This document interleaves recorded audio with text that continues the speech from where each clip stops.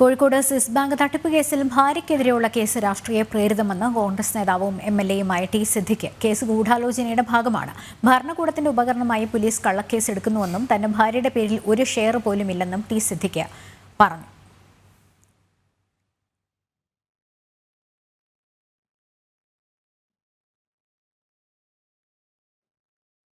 വിവരങ്ങളുമായി ഗോകുൽ ചേരുന്നുണ്ട്. ഗോകുൽ, ഈ എന്തെങ്കിലും ഒരു കാര്യം ചെയ്താൽ അതിലൊരു ക്രമക്കേട് ആരോപിക്കപ്പെടുകയോ അല്ലെങ്കിൽ നിയമ നടപടി നേരിടുകയോ ചെയ്യുന്നതാണെങ്കിൽ ചില രാഷ്ട്രീയക്കാരുടെയെങ്കിലും പതിവ് പല്ലവിയാണ് രാഷ്ട്രീയ പ്രേരിതമാണ് എന്നുള്ളത്. ഇതുമായി ബന്ധപ്പെട്ട ടി സിദ്ദിഖും ഇതുതന്നെയാണ് ആവർത്തിക്കുന്നതെന്ന് മനസ്സിലാകുന്നു. എന്നാണ് അദ്ദേഹം പറഞ്ഞത്? ടി സിദ്ദിഖ് പറയുന്നത് കേസ് രാഷ്ട്രീയ പ്രേരിതമാണ് എന്ന് തന്നെയാണ്. ഇന്നലെ ആയിരുന്നു ടി സിദ്ദിഖിന്റെ ഭാര്യയ്ക്കെതിരെ നടക്കാവ് പോലീസ് സ്റ്റേഷനിൽ വെസ്റ്റ് ഹിൽ സ്വദേശിയായ സബീന എന്ന് പറയുന്ന ഒരു നിക്ഷേപക പരാതി നൽകിയത്. 2 ഘട്ടങ്ങളിലായി തന്റെ പക്കൽ നിന്ന് 5.65 ലക്ഷം രൂപ വാങ്ങി.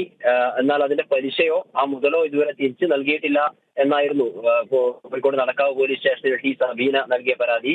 ഈ പരാതി പ്രകാരം സിദ്ദിഖിന്റെ ഭാര്യ ഉൾപ്പെടെ 5 പേർക്കെതിരെയാണ് കേസെടുത്തത്. അതിൽ 4ാം പ്രതിയാണ് ടി സിദ്ദിഖിന്റെ ഭാര്യ ഷറഫ് നിസ. എന്നാൽ ഈ ആരോപണങ്ങൾക്ക് എതിരെ രംഗത്തെത്തിയിരിക്കുകയാണ് ഇപ്പോൾ ടി സിദ്ദിഖ്. അദ്ദേഹം കുറച്ചു മുമ്പ് വിളിച്ചു ചേർത്ത വാർത്താ സമ്മേളനത്തിലാണ് കേസ് രാഷ്ട്രീയ പ്രേരിതമാണ്, ഗൂഢാലോചനയുടെ ഭാഗമാണ്, രാഷ്ട്രീയ നേതാക്കന്മാരെ ഒതുക്കാൻ വേണ്ടി പോലീസിനെ ഉപയോഗിച്ച് ഭരണകൂടം കള്ളക്കേസുകൾ എടുക്കുകയാണ് എന്ന തരത്തിൽ ആരോപണങ്ങളുമായി രംഗത്തെത്തിയിരിക്കുന്നത്.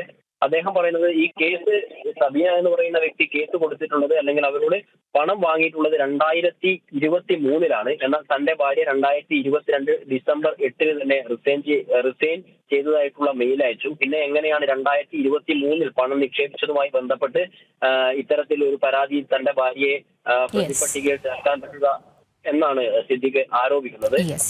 ഗോകുലാണ് വിവരങ്ങൾ നൽകിക്കൊണ്ടിരുന്നത്.